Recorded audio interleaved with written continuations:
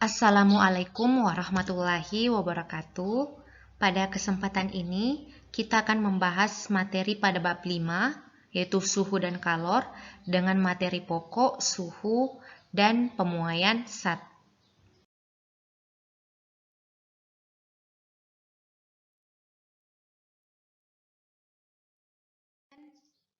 Bagian A, suhu. Suhu adalah besaran yang menyatakan derajat panas atau dingin suatu benda yang diukur dengan menggunakan termometer. Ini beberapa jenis dari termometer.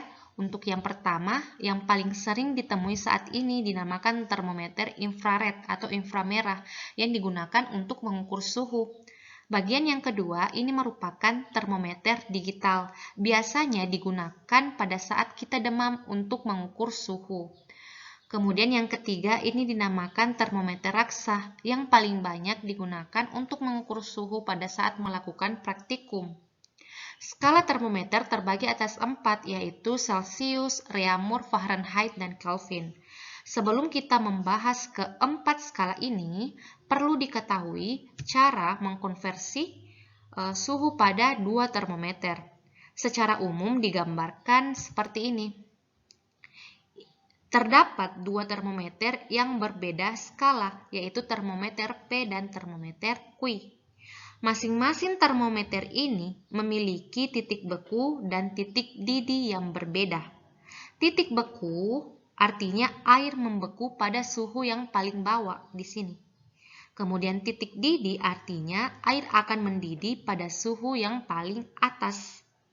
Untuk mengkonversi suhu dengan menggunakan persamaan X dikurang X min per X max dikurang X min sama dengan Y dikurang Y min per Y max dikurang Y min. Nah, adapun simbol ini telah ditunjukkan pada gambar. Ini X max, Y max, Y, X min, dan Y min. Untuk keterangan, untuk X adalah penunjukan angka termometer pada P, X max titik didih pada termometer P, X min titik beku pada termometer P, Y merupakan penunjukan angka termometer pada Q, Y max titik didih pada termometer Q, dan Y min merupakan titik beku pada termometer Q. Sekarang kita membahas keempat skala sebelumnya, yaitu Celsius, Fahrenheit, Kelvin, dan Reaumur. Nah, seperti ini jika digambarkan. Jadi ada Celsius, Fahrenheit, Kelvin, dan Reaumur. Masing-masing termometer ini mempunyai titik didih dan titik beku yang berbeda. Nah, jadi kita ingin mengkonversi dari satu skala termometer ini ke skala yang lain. Caranya dengan menggunakan persamaan umum sebelumnya. Nah, ketika diubah, maka akan memperoleh persamaan seperti ini. Coba kita perhatikan termometer Celsius mempunyai titik beku 0 dan titik didih 100 Celsius. Penunjukan pada termometer Celsius disimbolkan dengan TC, yang sebelumnya disimbolkan di sini X, dikurangi bagian bawah atau titik beku di Celsius, yaitu 0. Jadi TC dikurang 0 per titik didih. Titik didihnya di sini 100, dikurangi dengan titik beku, yaitu 0. Begitupun untuk Reaumur di sini. Penunjukan pada termometer Reaumur itu disimbolkan TR, dikurangi dengan bagian bawah atau titik bekunya. Titik beku Reaumur yaitu 0, dibagi titik didih pada Reaumur yaitu 80, dikurangi titik beku yaitu 0. Begitupun untuk Fahrenheit dan Kelvin. Nah, untuk Kelvin di sini karena mempunyai titik beku 273, makanya di sini dikurangi 273. Kemudian dibagi titik didihnya sebesar 373 dikurangi dengan titik bekunya. Nah, setelah dilakukan perhitungan, maka akan memperoleh seperti ini. Jadi TC dikurang 0 sama dengan TC, 100 dikurang 0 sama dengan 100. Untuk Reaumur, begitupun untuk Reaumur, Kemudian Fahrenheit, kita tulis seperti ini untuk bagian atasnya. Kemudian bagian bawah kita kurangkan. Begitupun untuk Kelvin, bagian di bawahnya itu kita kurangkan. Nah, setelah persamaan ini disederhanakan, masing-masing bagian bawahnya itu kita bagi 20, sehingga persamaan akhirnya diperoleh TC per 5 sama dengan TR per 4 sama dengan TF kurang 32 per 9 sama dengan TK dikurang 273 per 5.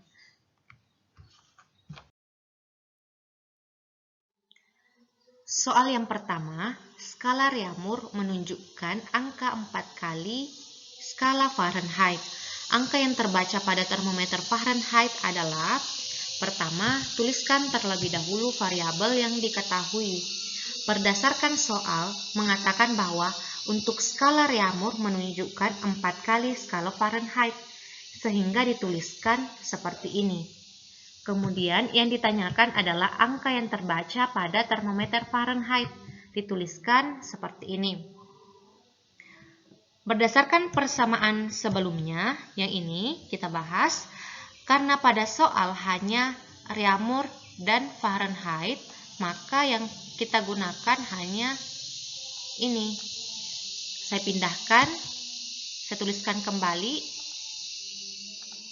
Kemudian, substitusi nilai yang ada variabel diketahui. Yang diketahui itu hanyalah TR. Maka substitusi nilai TR menjadi 4 TF. Selanjutnya, di sini kan saling meniadakan. Ketika setelah meniadakan, lakukan perkalian silang. Nih. Jadi, perkalian silang. Selanjutnya, kita kelompokkan yang sejenis atau sama. Di sini TF sama-sama, berarti ketika TF ini berpindah ke sebelah kiri, maka akan berubah tanda. Jadi 9 TF dikurang TF sama dengan 8 TF, sama dengan minus 32. Sehingga angka yang terbaca pada termometer Fahrenheit yaitu minus 32 dibagi 8 sama dengan minus 4 Fahrenheit. Soal yang kedua, dua buah termometer A dan B menunjukkan angka 100 ketika digunakan untuk mengukur air. Air mendidih. Dalam air yang agak hangat, termometer A menunjukkan angka 75, sementara termometer B menunjukkan angka 50. Jika termometer A menunjukkan angka 25, maka termometer B menunjukkan angka berapa? Nah, ketika kita bahas atau baca soal ini, tidak dijelaskan apakah pada soal ini menggunakan skala Celsius, Reaumur, Fahrenheit, atau Kelvin. Kalau seperti itu, maka kita menggunakan persamaan umum sebelumnya. Tapi tuliskan dulu variabel yang diketahui, atau bisa langsung kita gambarkan seperti ini. Jadi, untuk termometer A ketika digunakan untuk mengukur air, menunjukkan angka 100. Jadi di sini diketahui bahwa titik didih itu berada pada bagian atas.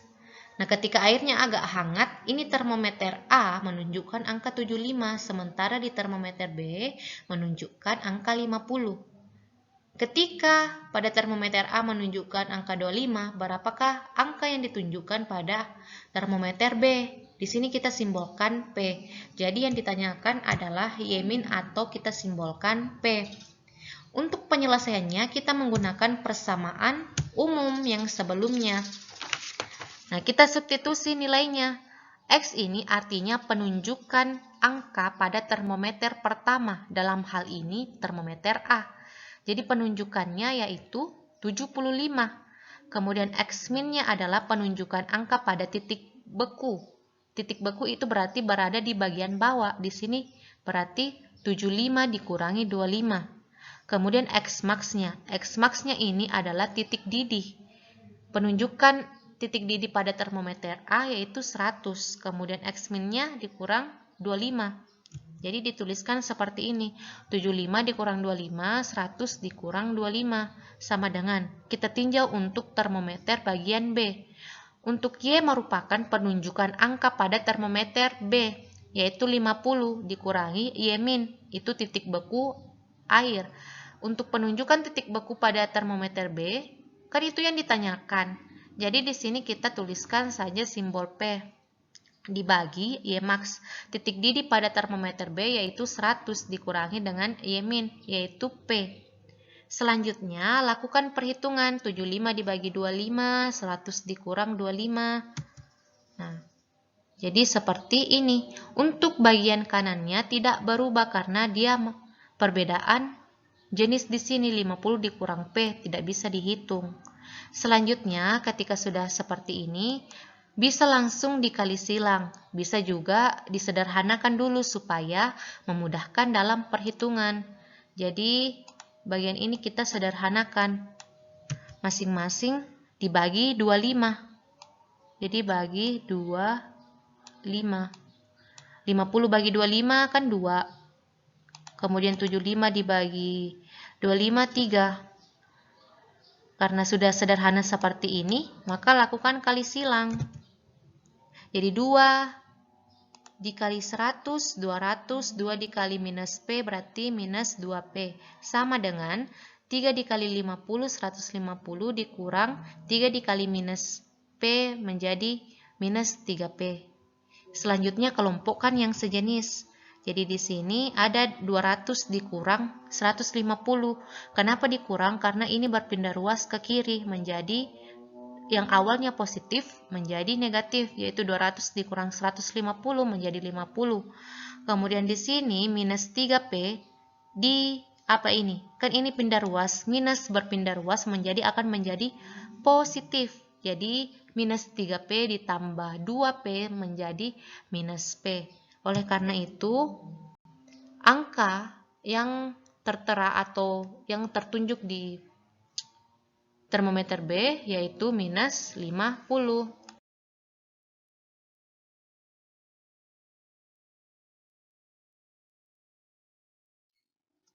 Bagian B, pemuaian SAT. Pemuaian adalah perubahan suatu ukuran benda atau SAT ketika dipanaskan.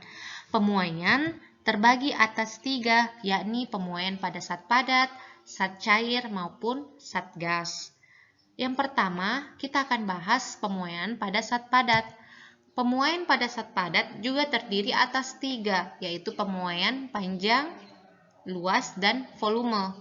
Bagian A, pemuaian panjang. Perhatikan gambar yang ditampilkan. Jadi ini merupakan sebuah batang dengan panjang mula-mula disimbolkan L0. Ketika batang yang bagian atas ini dipanaskan, maka akan mengalami pemuaian atau perubahan panjang, disimbolkan delta L. Nah, untuk mengukur perubahan panjang dan panjang terakhirnya dengan menggunakan persamaan delta L sama dengan L0 dikali alfa dikali delta T. Kemudian panjang terakhir batang itu dihitung dengan menjumlahkan panjang mula-mula ditambah perubahan delta L. Nah, kita tahu bahwa delta L ini mempunyai persamaan tersendiri sehingga substitusi persamaan delta L itu. Keterangan untuk persamaan yaitu untuk delta L perubahan panjang yang ini, satuannya meter, L0 merupakan panjang mula-mula sebelum dipanaskan dengan satuan meter, kemudian LT merupakan panjang akhir batang tersebut, satuan meter, alfa ini merupakan koefisien muai panjang dengan satuan derajat Celcius minus 1 atau Kelvin minus 1. Delta T itu perubahan suhu. Suhu akhir dikurangi suhu awal dengan satuan Celcius atau Kelvin. Bagian B, pemuaian luas. Ketika digambarkan akan seperti ini. Jadi ini sebuah bangun sebelum dipanaskan. Ketika dipanaskan, maka akan mengalami pemuaian atau perubahan bentuk. Nah, untuk perubahan bentuknya itu, perubahan luasnya itu dapat dihitung dengan menggunakan persamaan untuk perubahan luasnya sama dengan A0 beta dikali delta T. Kemudian luas terakhirnya dihitung dengan menjumlahkan luas mula-mula ditambah dengan perubahan luas. Perubahan luasnya ini memiliki persamaan yang di atasnya ini, jadi kita bisa ganti menjadi A0 ditambah A0 dikali beta dikali delta T. Untuk keterangan persamaan, untuk delta A merupakan perubahan luas dengan satuan meter kuadrat, A0 luas mula-mula satuan meter kuadrat, AT luas akhir dengan satuan meter kuadrat, beta ini setara dengan 2 alfa, yaitu koefisien muai luas dengan satuan derajat Celcius minus 1 atau Kelvin pangkat minus 1. Kemudian delta T merupakan perubahan suhu dengan satuan Celcius maupun Kelvin. Bagian yang ketiga, pemuaian volume. Jadi ini adalah sebuah bangun sebelum dipanaskan. Ketika dipanaskan mengalami pemuaian sehingga mengalami perubahan bentuk seperti ini. Dan perubahan volumenya itu bisa dihitung dengan menggunakan persamaan. Untuk perubahan volumenya menggunakan persamaan V0 dikali gamma dikali delta T. Kemudian volume akhirnya dengan menjumlahkan volume awal ditambah perubahan volumenya. Untuk keterangan persamaan ini, yaitu delta V sama dengan perubahan volume dengan satuan meter pangkat 3, V0 volume mula-mula meter pangkat 3, VT volume akhir meter pangkat 3, di sini gamma. Gamma setara dengan 3 alfa, yaitu koefisien muai volume, kemudian delta T perubahan suhu. Soal yang ketiga, sebuah baja dengan panjang 2 meter dinaikkan suhunya hingga 30 derajat Celcius dengan koefisien muai panjang 11 kali 10 pangkat minus 6 derajat Celcius minus 1. Berapakah panjang baja itu sekarang? Berdasarkan pada soal ini, kita bisa identifikasi bahwa benda atau baja ini mengalami pemuaian panjang di sini. Oleh karena itu, setelah ditahu, tuliskan variabel yang diketahui. Untuk L0, panjang mula-mulanya 2 meter. Untuk koefisien muai panjangnya 11 kali 10 pangkat minus 6. Kemudian perubahan suhunya 30 Celcius.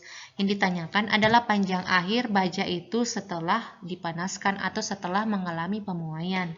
Berdasarkan persamaan perubahan panjang akhir pada pemuaian panjang, yaitu LT sama dengan L0 ditambah delta L. Delta L ini kan memiliki persamaan tersendiri. Oleh karena itu, kita ganti menjadi delta L yang kita tuliskan sebelumnya diubah menjadi L0 dikali alfa dikali delta T. Selanjutnya, substitusi nilai yang ada pada soal. Langkah yang harus dilakukan pertama adalah selesaikan perhitungan pada perkalian. Jadi, ketika dihitung, maka akan memperoleh 660 kali 10 pangkat minus 6. Untuk menjumlahkan bilangan ini, terlebih dahulu kita bawa ke desimal yang 10 pangkat minus 6 ini, sehingga diperoleh 0,00066 meter. Sekarang kita sudah bisa jumlahkan menjadi 2,0006666 meter.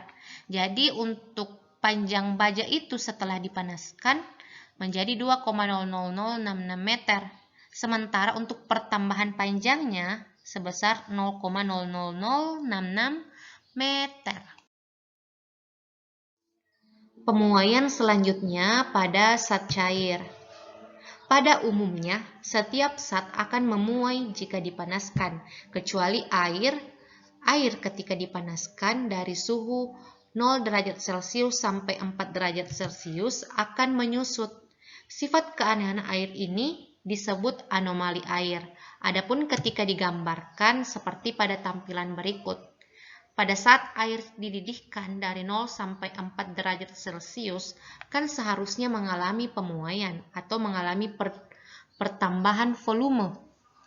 Tetapi kenyataannya air ini menyusut. Ini disebut dengan anomali air. Nah, ketika pada suhu 4 derajat, maka di sini menunjukkan volume paling kecil. Ketika melewati 4 derajat Celcius, maka barulah air akan memuai. Zat cair hanya dapat mengalami perubahan volume.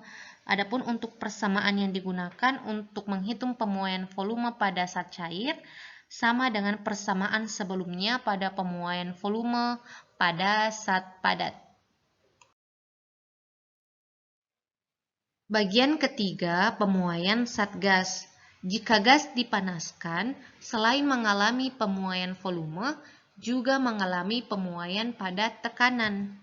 Pemuaian pada gas terjadi dalam keadaan isobarik, isokorik, dan isotermis.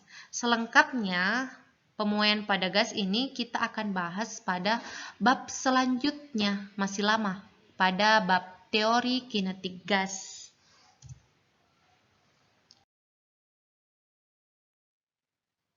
Latihan soal. Ini ada 2 latihan soal, silahkan dicari di berbagai sumber. Tuliskan di buku catatannya dan dikumpulkan pada saat pertemuan tatap muka di kelas.